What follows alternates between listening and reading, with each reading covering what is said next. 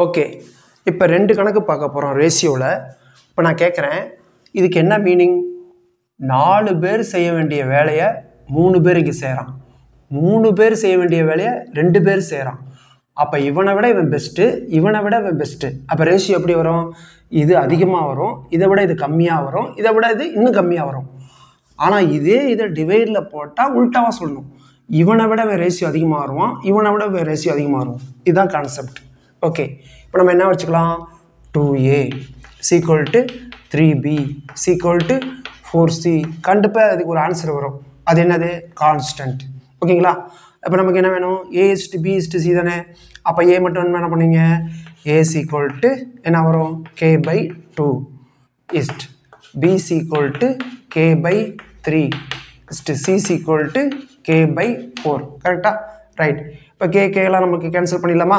அப்போ என்ன வரும்? இந்த 3க்கு எல்சிஎம் என்ன வரும்? 12 வருமா? 12 வரும். ரைட். அப்போ 12/2 என்ன வரும்? 6. 12/3 என்ன வரும்? 4. 12/4 என்ன வரும்?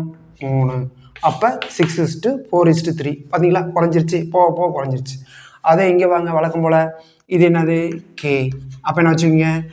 a/3 = k. அப்படின்னா a = என்னது? 3k.